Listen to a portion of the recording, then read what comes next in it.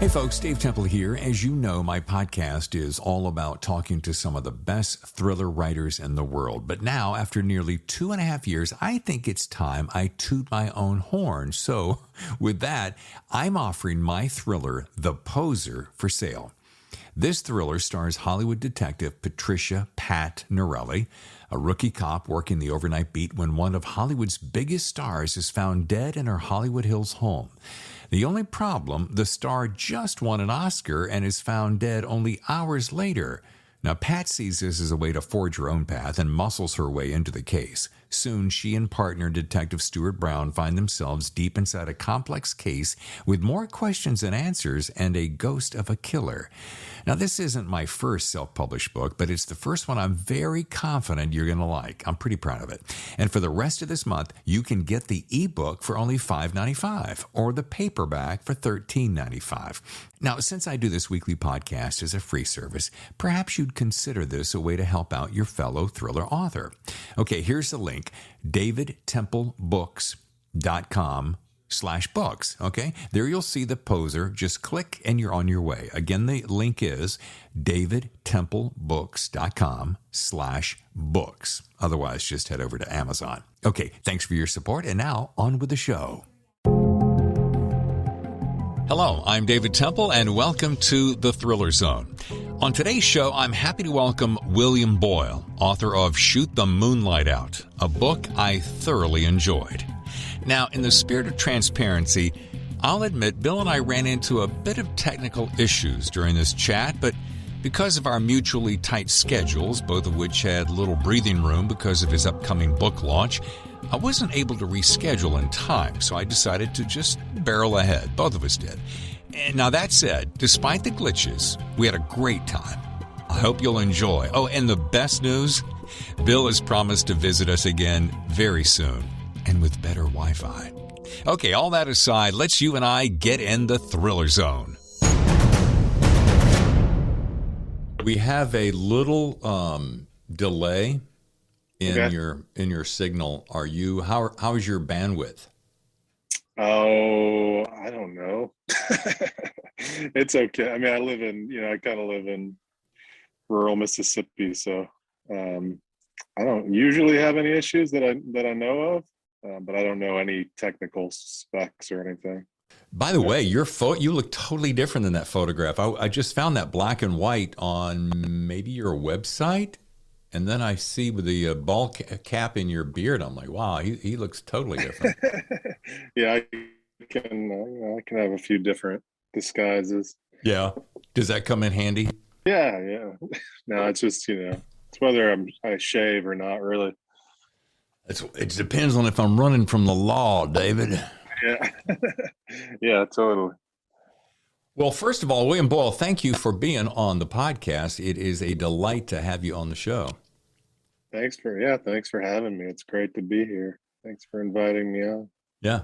We're going to talk about Shoot the Moonlight Out very soon, very shortly. I've got many, many, many things to say, but first I want to kick off the show with, I'm always curious where people have chosen to live, and for a guy who writes so eloquently about Brooklyn and having grown up in Brooklyn, and now you live in Oxford, which I had to actually do a Google search and learn that Oxford is a tiny little town just southeast of Memphis, Tennessee. What took you from Brooklyn to Oxford?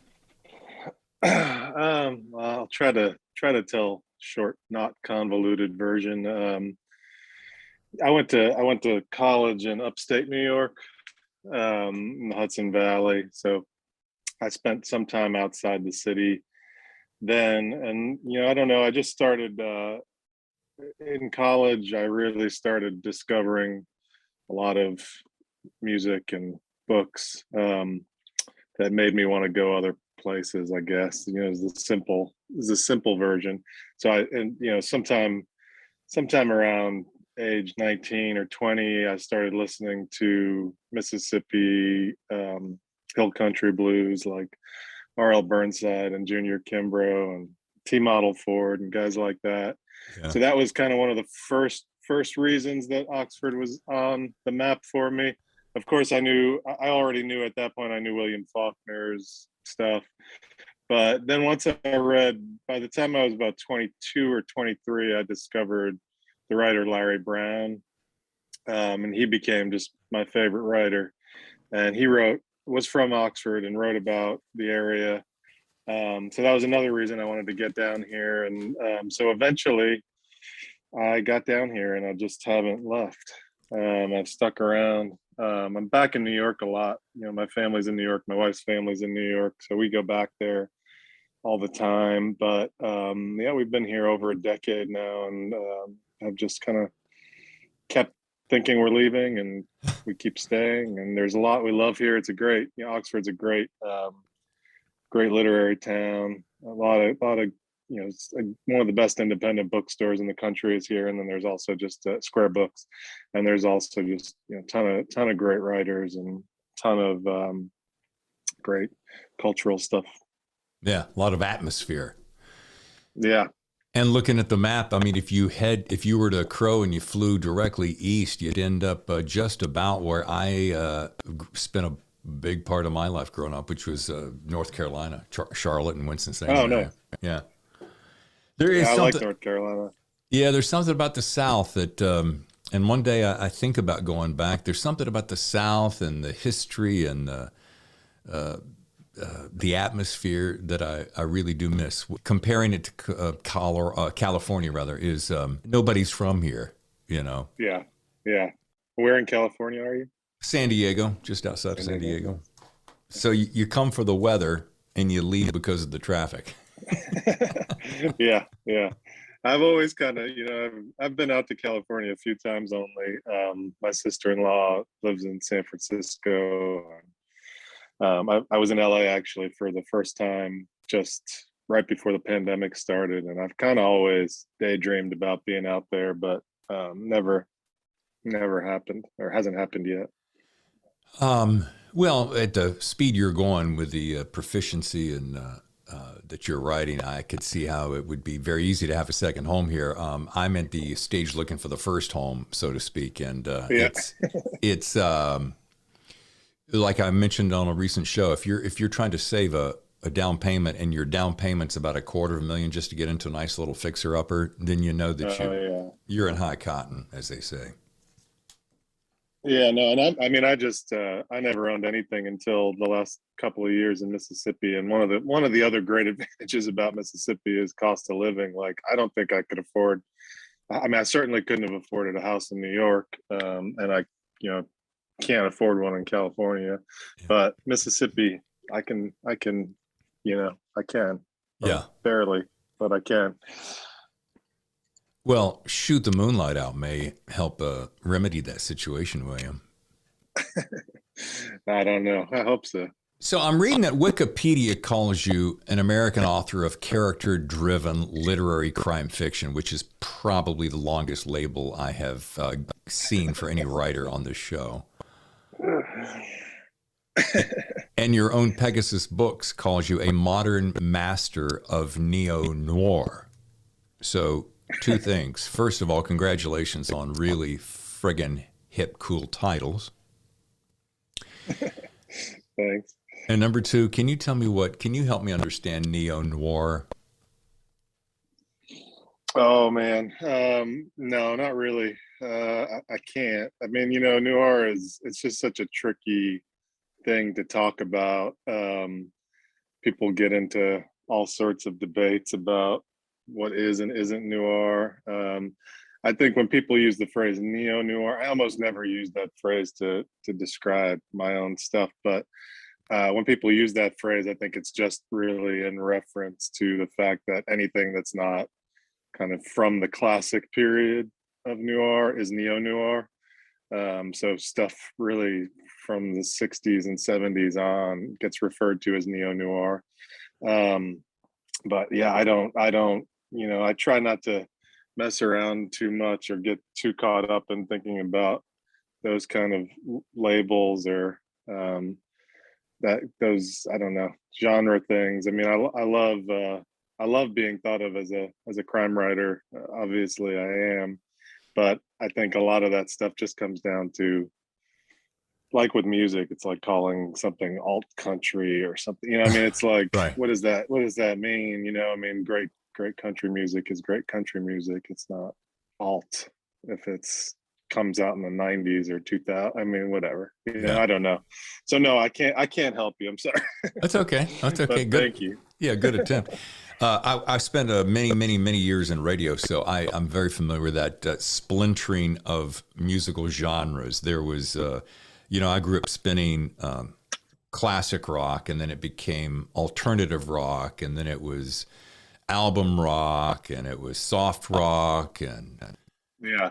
it was soft hits, and then it was country and new country and old country and alt country and hip country and hot country, and country's country. You know what I'm saying? But, or Yeah. maybe it Yeah. isn't. I do think that the books are character driven crime fiction. So that's accurate. And I obviously I'm happy to be referred to as neo noir. That's a good. I don't fully understand that term, like I said, but I think I I fit into that world certainly. Yeah. Well, some of your books include, I want to flash these up on the screen, Gravesend, which was nominated for all kinds of awards, The Lonely Witness, A Friend is a Gift You Give Yourself, which sounds like a self-help book, but it's actually much other than that. A City of Margins, and of course, Shoot the Moonlight Out. I'm curious, because how much of your childhood was inside of Shoot the Moonlight Out? And the reason I say that is because you're talking about character driven, which is this is such a classically, it's all about the characters. And then the way you captured the ambiance and the atmosphere of Brooklyn in that period is just, which was the mid to late 90s, is just spot on. So more Thanks. specific, yeah. Yeah. There's a good amount, I think, of kind of my definitely the world I knew growing up in there. One of the reasons the last couple of books I've been going back to the 90s, and this book is set, it begins in 96, and then the bulk of it's early 2001 or June 2001. So it was part of why I wanted to write about that time was because it was a time that I lived most intimately there. So there's a lot of me kind of thinking about and returning to the things and places from that time that haunted me and that haunt me still. There's always some part of me, I think, in anything I write, but there's some of me in a lot of these characters, I think. So not one specifically anyway, but I think all of them, especially the younger characters in this book, there's a real something I really connect with. I want to make sure I leave nice long beats in between questions and answers, because we got a little bit of technical issue. But I wanted to say a couple things. First of all, that gritty realism is counterbalanced with such a big heart. Like, one of your main characters is, you'd almost say a cold-blooded killer. He does it more out of it's like just taking the trash out, and yet he has such a sensitive side. So there's such a contradictory yet engaging and warm attraction to so many of these characters. It's such a dichotomy and combination of love hate. Like, you absorb the pain and then you go, yeah, but that makes sense. Does that make any sense?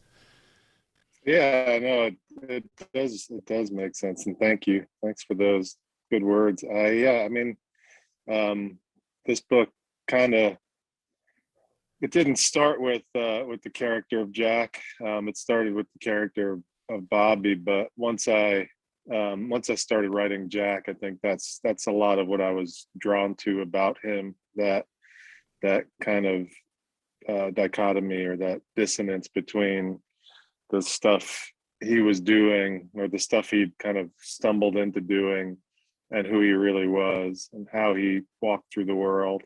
I thought, I was really influenced and was thinking a lot about the film Ghost Dog, the Jim Jarmusch movie, which I love. And I just wanted to write a character like that. I'd never really tried to, not in that exact way. And he's somebody who's really, shaped by his grief and is just kind of a melancholy, decent person who also happens to do some rough things. Dissonance is a good word, and yes, he's a guy with heart, but he does do some rough things. But the whole story felt oddly like, for fear of sounding like a cliche, kind of like a pair of favorite worn jeans. It was the balance between the familiarity of Brooklyn. I mean, having lived in New York a couple of times, I get a sense of that, and then just this great comfortableness with the neighborhoods and the way you describe the sounds of the city and the smells of the cities. It's just, it's comforting, I guess is a good word. Thanks. Yeah, I mean, I think I'm always thinking about kind of the sound and tone of a novel, and in musical terms, I want the book to feel like an album in that way. And so that connection makes perfect sense to me, because that's how I feel about so many of my favorite albums and books and movies. That's, you just kind of can fall into the world in a way that is familiar and yeah, comforting. It took me just a beat to get used to the fact that each chapter was told from a different person's perspective. But once I did, I really fell into that rhythm, to go back to your musical term. And I enjoyed the getting to know each one. And then I don't want to spoil it anyway, but as the stories merge, there's such a great overlap. And here's what I enjoyed. As a reader, you would see some of it coming and some of it you wouldn't see coming. And then there are those moments of anticipation where you're playing these scenarios in your head as you're reading from one perspective, going, I wonder if so-and-so is going to meet so-and-so. And that was just so much fun. Thanks. Yeah, it's something I just always, as a fan, I've always loved, stories like that. And I've kind of fallen into telling my stories that way and more expansively over the last couple of books. I've kind of just keep having more and more points of view. And I just like this idea of all these characters, in crisis, kind of crashing together. And there's points where they intersect and points where you think they're going to intersect and they don't, and points where their histories intersect or their backstories intersect. And it's just kind of it's a lot of what living, I think, in a city can be like. I mean, there's you could live on the same block as someone and never see them. And then, realize that you are connected to them in some way that you didn't even know. And I love that. I love chance and coincidence. And so I really have fallen into that structure. It's funny you should mention the word, the characters crashing into each other, because it reminded me of one of my favorite movies, which is Crash by Paul, I think it was Paul Haggis. And I loved how those characters were constantly intersecting and crashing into one another. And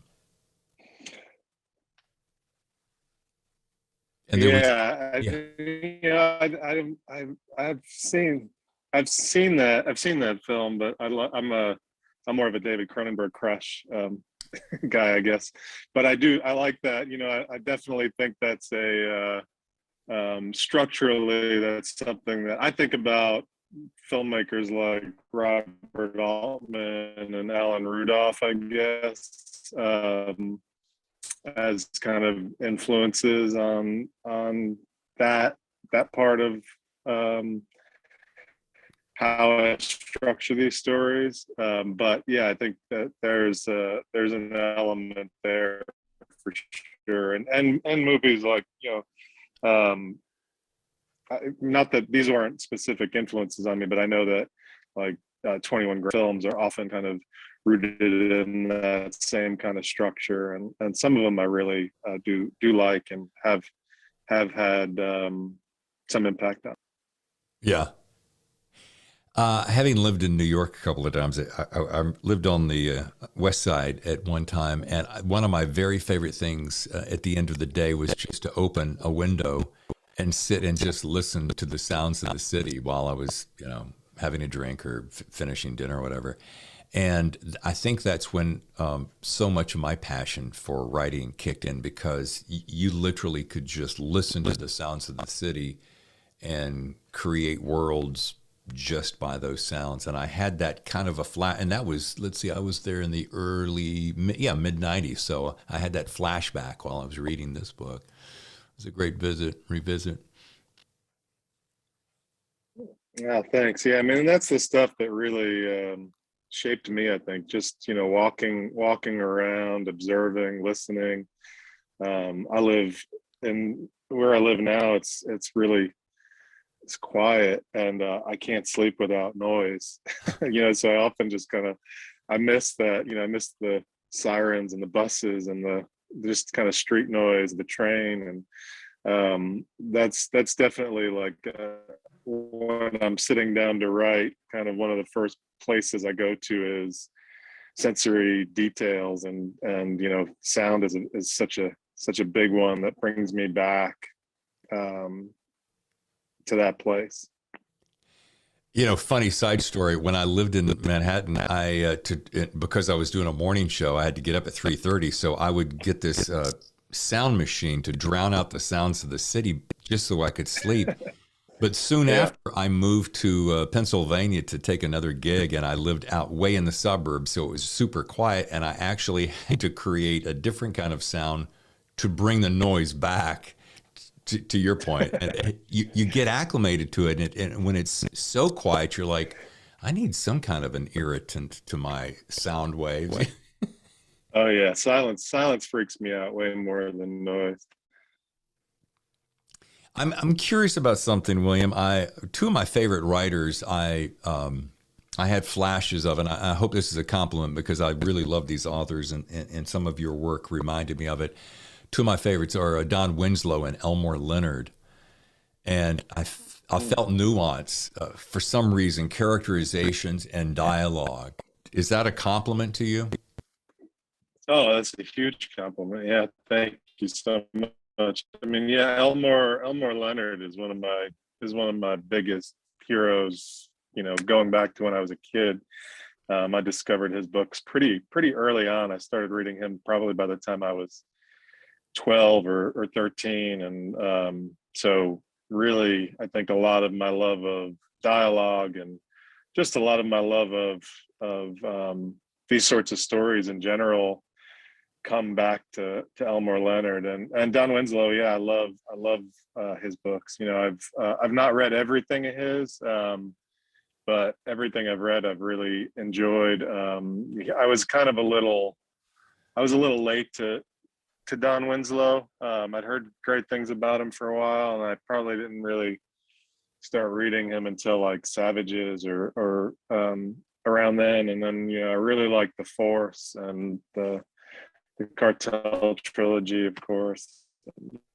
So he's definitely a writer I love. I mean, I interviewed him once, and I just was like, I don't know. I'm such a coward when it comes to time. My novels generally are set over a few days. I have a lot of characters, but my novels are set over a few days, or maybe even a couple of days. And this one is actually Shoot the Moonlight Out is over. The bulk of the book takes place over a few weeks, which is a long time for me. And I was talking to Don Winslow, and I was just like, man, I don't know how you do it. I just don't know how you do it, how you keep track of all this. And it takes place over a much broader time period. It's just, yeah. So that's a huge compliment. Thank you so much. You know, it's funny because you mentioned the Force, because the character in the Force I think it was Danny, reminded me of Jack so much. I don't know why, because the Force was so much rougher and tougher and darker. But that's what pricked my memory bank. But I don't know how he does it. I've had a chance to sit down and talk to him on a number of occasions, and I like you am mesmerized by the fact that he can keep, especially when you get into the Cartel series, when there are dozens and dozens of characters, and then half of those dozens are Hispanic, so. Not speaking Spanish, I have to keep those straight, and then it's mind blowing. Yeah. There's a couple things I want to say before we wrap up our time, and there's first of all there's two things I always look for when I leave a story behind. It's how I felt walking away, and then what I learned as a writer. And I don't mean to make this whole show about gushing and compliments, but I just so thoroughly enjoyed the book, I can't help myself. Is that okay, William? Can I keep going? That's fine, man. Thank you so much. And so the two things when I felt, how I felt when I walked away was actually, at first I would have said it was nostalgia, but when I walked away, it was a feeling of hope. And even with all the darkness that kind of wove in through so many of the stories, it was that profound sense of hope at the end that I so much enjoyed. Thanks. Yeah, that's something I think it's something I've been working on. 'Cause I used to just kind of want to fully embrace the darkness of stories like this, and I read the writer Willie Vlotton is one of my favorite. He's a novelist and songwriter. He's one of my favorite writers. Definitely my favorite contemporary novelist. And I was reading his new book, The Night Always Comes, while I was working on this book. And he's the best at that. He's got these sad stories, these broken characters, but there's always room for hope, and there's always kind of a little light. And I wanted that, and I've been kind of on that path in the last few books, trying to find a little bit more balance there, because I think when I was first starting, I wanted to really kind of be more almost nihilistic, and I've kind of gotten away from that a little bit. I mean, or at least I'm trying to find a little bit of a balance. So thanks. Yeah, absolutely. And it was odd because I hold a notebook every time I read.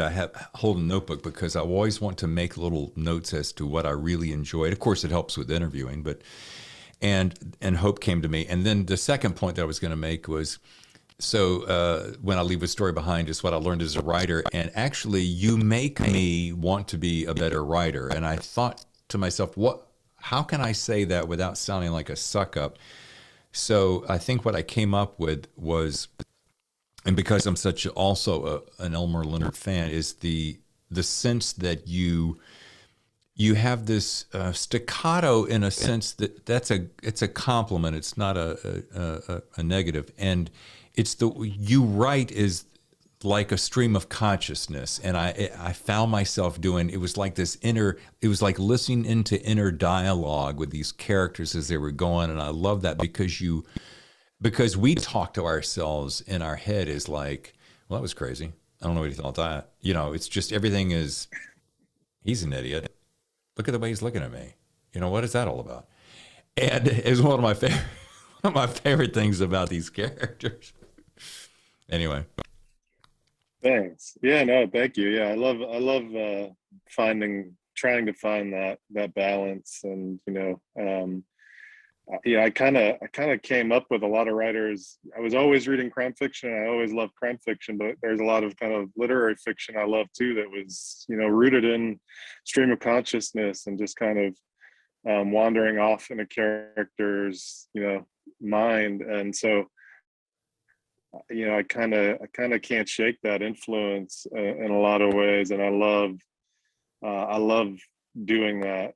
Kind of falling into a character's memories, especially, or having a character tell a story, kind of what a story within the story. Um, yeah, thank you. Thanks for saying that. That really means a lot to me. Sure.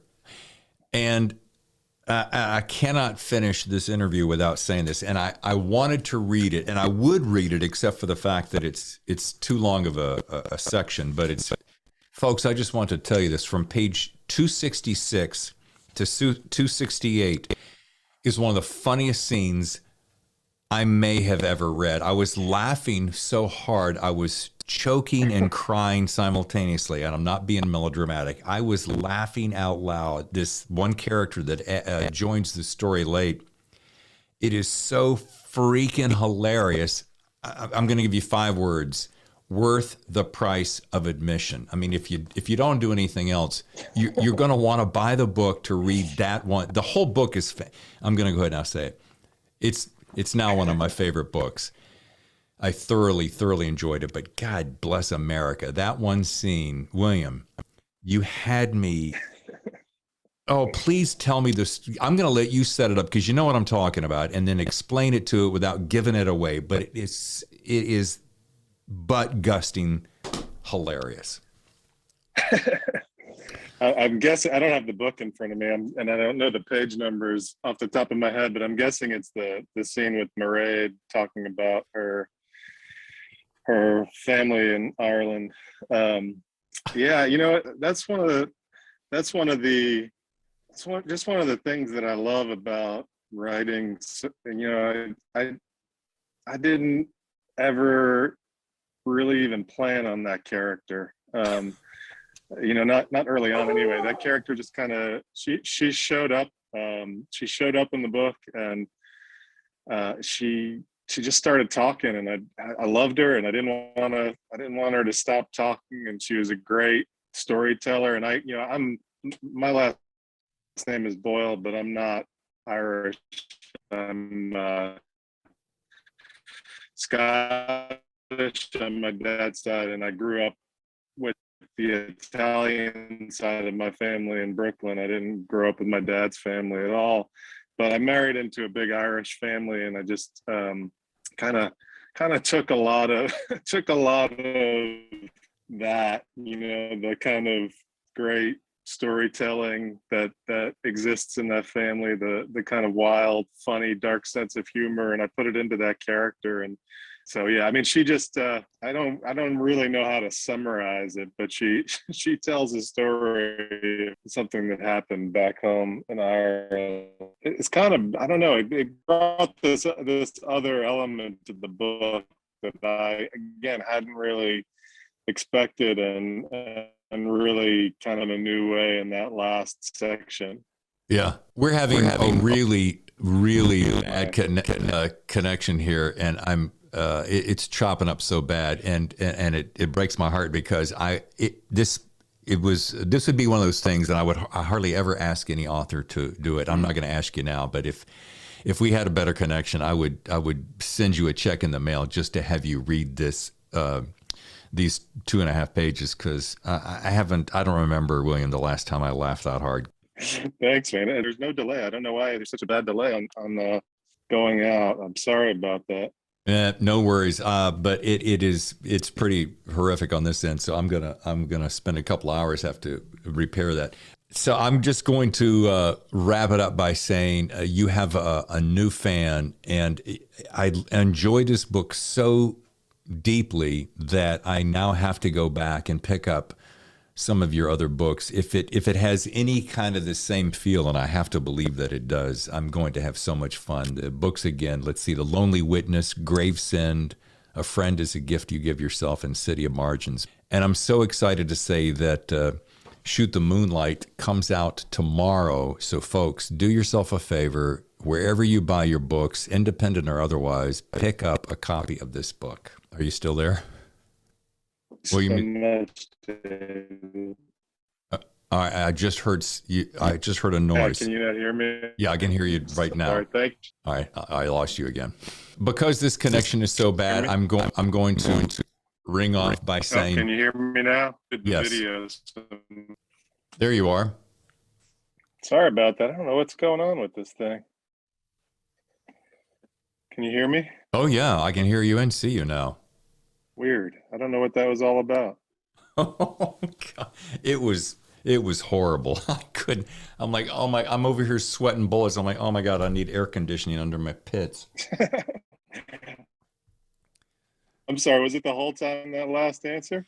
Yeah. I can redo that if you want me to. Let's. I can stop the video. Yeah. How's that? Yeah, that's great. I mean, I'm not seeing you, but that's okay. I'll take the consistent audio.